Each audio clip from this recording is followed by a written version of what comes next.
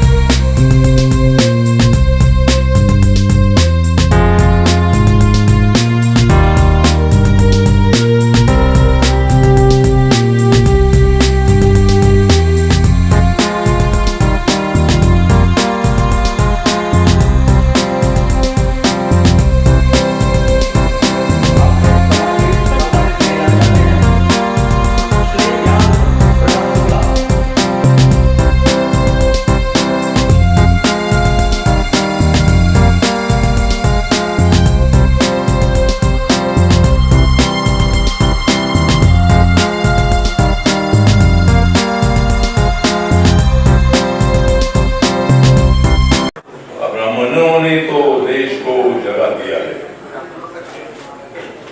ब्राह्मणों ने तो देश को जगा दिया है। नरेंद्र मोदी जी ने चाइना को और पाकिस्तान को भगा दिया।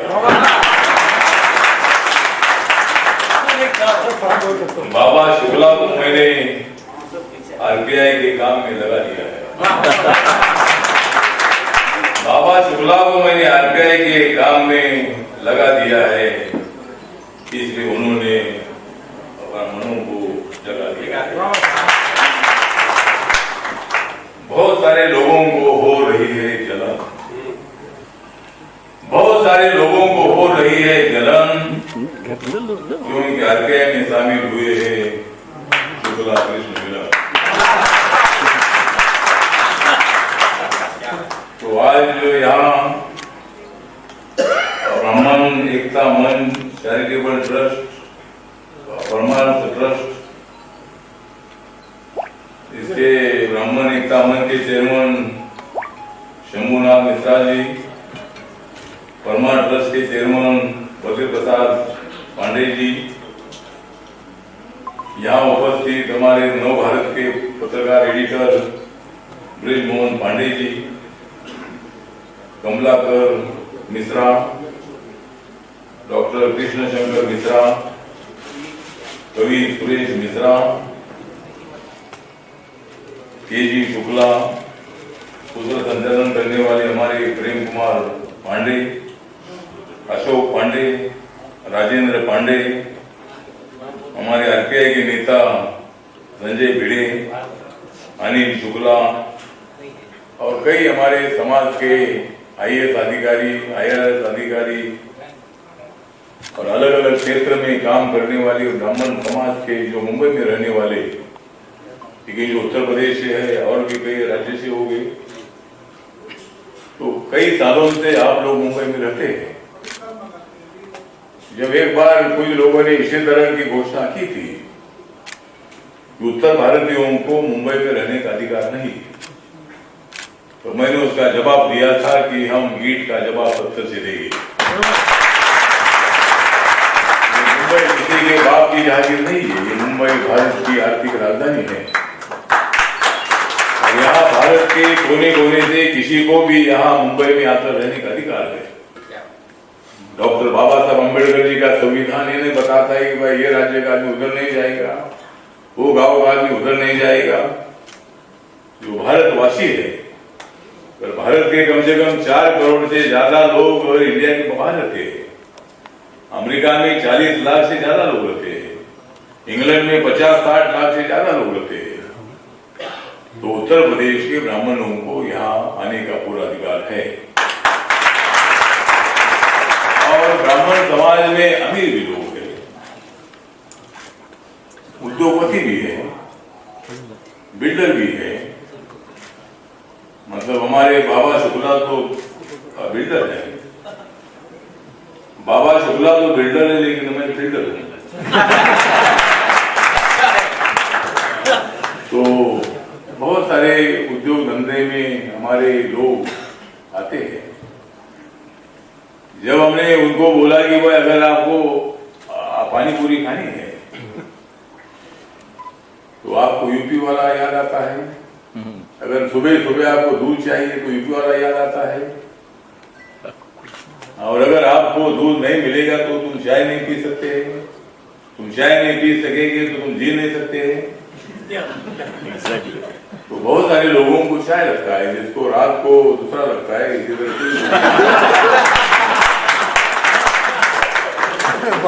तो इसी तरह मतलब सभी लोग काम धंधे से लोग इधर आते हैं। पहले मिल में काम करने के लिए यूपी के बहुत सारे लोग इधर आए। हमारी जो शुगर फैक्ट्री जो है, खानसरी है, शुगर फैक्ट्री है, गुड़ की फैक्ट्री है, इसमें काम करने के लिए यूपी के लोग इधर आए। छोटा मोटा धंधा करके बाद में अच्छे उद्योगपति बन गए, बिल्डर बन गए, और अच्छा मतलब यहाँ इतने दूर कोस्ट गांव से आने के बाद हमारे सभी समाज के उत्तर भारत के लोग यहाँ रहते हैं। और उसमें हमारा ब्राह्मण समाज जो है, ब्राह्मण समाज के बारे में मुझे जरूर रिस्पेक्ट है। डॉक्टर बाबा साहब अम्बेडकर जी ने भी ब्राह्मण समाज के बारे में अच्छी बात की थी। बाबा साहब अम्बेडकर जी ने जाति व्यवस्था तो बाद में आई, और मूल जो हिंदू धर्म है, इस मूल हिंदू धर्म में जाति व्यवस्था मतलब जाति व्यवस्था थी, लेकिन अनटचेबिलिटी नहीं थी। लेकिन बाद में समाज ये जो हमारे चातुर्वर्ण थे, ब्राह्मण, क्षत्रिय, वैश्य और शूद्र, ये जो वर्ण थे, ये वर्ण काम पर आधारित थे। लेकिन बाद में ये वर्ण जन्म पर आधारित हो गई, इसीलिए समाज में विषमता फैल गई, जाति व्यवस्था फैल गई। और बाबा साहब अम्बेडकर जी बोलते थे कि वह अपने ऊपर दलित पर अत्याचार इसलिए होता है कि उस लोगों के मन में, दिल में, दिमाग में ये बात बताई है, ये अनटचेबल है, ये अछूत है, उनका परिवर्तन होना चाहिए। तो आज मुझे खुशी है कि मैं हमेशा दलितों में बैठता हूँ, लेकिन आज मैं ब्राह्मणों के बीच में बैठा हूँ। आज ब्राह्मण ने सम्मेलन लिया, और इस सम्मेलन में सिर्फ महाराष्ट्र के ब्राह्मण नहीं थे, कश्मीर से कन्याकुमारी तक के ब्राह्मण आए थे। राजस्थान से भी ब्राह्मण था तो गुजरात से भी ब्राह्मण था, उड़ीसा से ब्राह्मण था तो मद्रास से भी ब्राह्मण था, तमिलनाडु से लेके बिहार तक और उत्तर प्रदेश से लेके छत्तीसगढ़ तक के ब्राह्मण आए थे। और ब्राह्मणों की ये पीड़ा थी कि सबके लिए रिजर्वेशन की मांग हो रही है, लेकिन ब्राह्मणों को शिक्षा से वंचित किया जा रहा है। तो कम से कम शिक्षा के क्षेत्र में जो ब्राह्मण का शुरू से वर्चस्व रहा है, उसके क्षेत्र में ब्राह्मण को आरक्षण मिलना चाहिए, ऐसी हमारे अंदर वेदना थी। तो इसके लिए आज हमने सामाजिक न्याय मंत्री को एक ब्राह्मण सम्मेलन करके निमंत्रित किया, और उसमें हमने ये मांग रखी थी, और सामाजिक न्याय मंत्री ने हमें आश्वस्त किया है कि इस बारे में वो आगे भी प्रयास करते रहेंगे। आगे अगर न्याय नहीं मिलता है, या जिस तरह की आप लोग की मांग है, उनके सामने जो प्रस्ताव रखा है, अगर ये पास नहीं होता तो आगे आप लोगों की क्या किस तरह की भूमिका होगी? देखिए, ये हिंदुस्तान की सबसे बड़ी विडंबना है कि हजारों साल से वेद हो या कोई भी होली स्क्रिप्चर हो, उसके अंदर ब्राह्मणों को विप्र कहा जाता है, जिसका अर्थ होता है भिक्षुक। तो जो हजारों साल से भिक्षुक के रूप में वर्णित था, उसको आरक्षण से इसलिए दूर रखा गया क्योंकि वो अचानक संपन्न साबित हो गया। और जो हजारों साल से हमारे देश में राज करते थे, हमारा किसी के आरक्षण का विरोध नहीं है, जो हजारों साल से राज करते थे, उनके आरक्षण के लिए आज हर जगह आवाज उठ रही है। तो ब्राह्मणों के लिए भी आवाज उठनी चाहिए। हमारा किसी से आरक्षण का विरोध नहीं है, लेकिन हमारे आरक्षण का भी कहीं विरोध नहीं होना चाहिए। और रही बात आरक्षण की बात न मानने से, तो जैसा अन्य लोग लोकतांत्रिक तरीके से आरक्षण की मांग कर रहे हैं, वो ब्राह्मण समाज भी मांगेगा।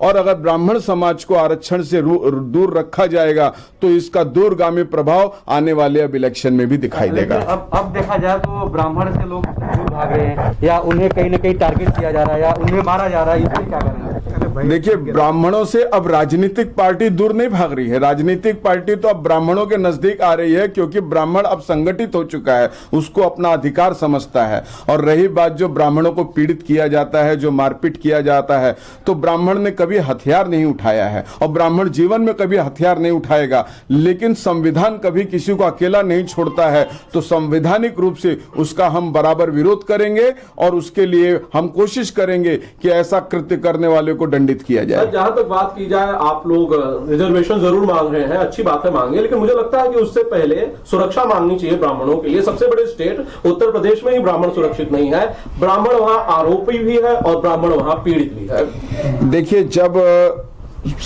जहां तक सुरक्षा की बात आती है तो सुरक्षा संविधान देता है जी, और ब्राह्मण को संवैधानिक लड़ाई लड़ने का रास्ता मालूम है। ठीक है, अभी कुछ ब्राह्मण पीड़ित हैं, लेकिन उसके लिए हमारा ब्राह्मण संवैधानिक लड़ाई लड़ने के लिए सुचारू रूप से है। और जो राजनीतिक सरकार ब्राह्मण समाज को आरक्षण से या सुरक्षा से किसी भी रूप से वंचित रखेगी, तो उसको उसका खामियाजा भुगतना पड़ेगा। ब्राह्मणों को जागरूक करने के किस तरह आप लोग आगे का अभियान शुरू करेंगे, या उन्हें ज्यादा जोड़ने की कोशिश करेंगे, या उन्हें किस तरह बढ़ चढ़ के देश में हिस्सा लेना चाहिए, उसके लिए प्रयत्न करेंगे? देखिए, आज सबसे बड़ी विशेष बात यह थी कि रिपब्लिकन पार्टी ऑफ इंडिया ने भी ब्राह्मणों के लिए आरक्षण की मांग की है, और ये ब्राह्मणों के लड़ाई की शुरुआत है। और मुझे आशा है कि ये लड़ाई ज्यादा लड़नी नहीं पड़ेगी, क्योंकि ब्राह्मणों की जो मांग है बहुत जायज है, क्योंकि वो शिक्षा के क्षेत्र में अब मांग कर रहा है। और जैसा कि लोगों ने ब्राह्मणों के लिए बहुत कुछ किया नहीं है, राजनीतिक पार्टियों ने ब्राह्मणों को हमेशा एक लुभाया है। बहुत सारी ऐसी जो समाज में लोग हैं जिनको हमारी राजनीतिक पार्टी लुभाती तो है, देती कुछ नहीं है, लेकिन जो लड़ता है उसको लड्डू मिल जाता है। तो हमें लड्डू नहीं चाहिए, हमको शिक्षा चाहिए, और शिक्षा के लिए हम जन जागृति फैलाएंगे, अपने समाज को संगठित करेंगे और संगठित होकर संघर्ष करने की प्रेरणा देंगे। और संघर्ष जो होगा वो संवैधानिक रूप से होगा, और उसका जो है लोकतांत्रिक अधिकार हम अभी आने वाले आगामी चुनाव में उत्तर प्रदेश में दिखाएंगे। आपके लिए एक सवाल, ढावले जी ने आपको अपनी पार्टी का राष्ट्रीय उपाध्यक्ष बनाया है, और अभी आगे आने वाली उत्तर प्रदेश में चुनाव है, तो आपकी पार्टी को, अपनी पार्टी को आप उत्तर प्रदेश में किस तरह से स्थापित करेंगे? देखिए, आगामी चुनाव में Republican party of India Bhajpa के साथ गठबंधन होने के आसार हैं, हमारी बातें चल रही हैं, और हमारी पार्टी इस समय ब्राह्मणों को भी वर्चस्व रूप से स्थान देगी। और अगर हमारी पार्टी, देखिए मैं बहुत खुली बात करता हूं, राजनीतिक दांव पेच में हो सकता है हम ज्यादा विजय नहीं प्राप्त करें, लेकिन हम लड़ाई नहीं छोड़ेंगे। हम रिपब्लिकन पार्टी ऑफ इंडिया के जो मंत्री हैं, अध्यक्ष हैं, वो अब पार्लियामेंट में भी, राज्यसभा में भी और लोकसभा में भी आवाज उठाएंगे कि ब्राह्मणों के लिए आरक्षण दिया जाए। ब्राह्मणों को आरक्षण मांगने के लिए 70 साल क्यों लगे? ब्राह्मणों को अभी तक समझ में ही नहीं आया कि उनको बेवकूफ बनाया जा रहा था। अब ब्राह्मण जागृत हुआ है, वरना ब्राह्मणों को तो कहा जाता था कि आप महाराज हैं, और महाराज के साथ तो ऐसी परिस्थिति आ गई कि अब उनका विज्ञान भी छीन लिया गया है। तो इतना दूर समय लगा है, ठीक है, देर आए दुरुस्त है। आज पूरे हिंदुस्तान में 28 सालों से कार्यरत हैं। हिंदुस्तान के 12 राज्यों में 160 जिलों में संस्था काम कर रही है। संस्था का प्रोग्राम हो, इस पर कृष्ण शुक्ला जी ने कहा। आरपीआई के अध्यक्ष रामदास अठौले जी एक बार लोकसभा में ब्राह्मणों के आरक्षण के लिए बात किए थे। तो जो हमारे लिए काम करता है हम उसके लिए काम जरूर करेंगे, ये परंपरा रही है भारतवर्ष की। तो मैंने निर्णय लिया कि हम और शुक्ला जी मिलकर, हमारी पूरी संस्था मिलकर रामदास अठौले जी का समाज श्री पुरस्कार से उन्हें सम्मानित किया जाएगा। दोस्तों, ब्राह्मण एकता मंच एक विचार है। ऐसा नहीं कि हम ब्राह्मणों को एकजुट कर किसी के विरोध के लिए हम करें। ब्राह्मणों में क्या कमियां हैं, क्या खामियां हैं, या इनका उत्थान कहाँ रुका हुआ है, इस विषय के लिए ब्राह्मण एकता मंच काम कर रही है। और हम सब मिलकर संस्था के जितने पदाधिकारी हैं, हमारे बड़े भाई कमला Shankar Mishra ji x commissioner custom हैं, 97 से संस्था के साथ जुड़े हुए हैं, और बहुत सारे पदाधिकारी हैं, चाहे उद्योगपति हों। हम सब मिलकर चाह रहे हैं कि समाज में जो विकृति आई है वो दूर हो जाए। ऐसे ब्राह्मण समाज का पथ प्रवर्तक है, समाज को दिशा और दशा दिखाता है। इस कड़ी को आगे हमेशा बढ़ाकर ब्राह्मण ज्ञान दे और ज्ञान ले की नीति पर काम करता रहेगा। जय भारत। मंच चैरिटी ट्रस्ट और परमार्थ ट्रस्ट द्वारा आयोजित इस कार्यक्रम में आज जैसा कि आप जानते हैं कि ब्राह्मण भूषण सम्मान से कृष्ण मिलन शुक्ला जी को सम्मानित किया गया और समाजश्री सम्मान से माननीय केंद्रीय मंत्री श्री रामदास आठवले जी को सम्मानित किया गया। ये हमारे लिए गौरव की बात है कि आज ब्राह्मणों को भी प्रवेश दिया है उन्होंने आठवले जी ने, और शुक्ला जी का सम्मानित किया, राष्ट्रीय उपाध्यक्ष बनाया है। ये भी बड़े गौरव की बात है। बाकी हमारी संस्था, जैसा कि हमारे अध्यक्ष ने बताया, शंभुनाथ मिश्रा जी ने, वो एक सेतु का काम करते हैं, पूरे भारतवर्ष में इसका विस्तार कर रहे हैं और ये प्रसार करे और ब्राह्मणों के कल्याण के लिए काम करे। यही हमारा उद्देश्य है और इसके लिए हम सतत प्रयासरत हैं और आगे भी कार्य करते रहेंगे।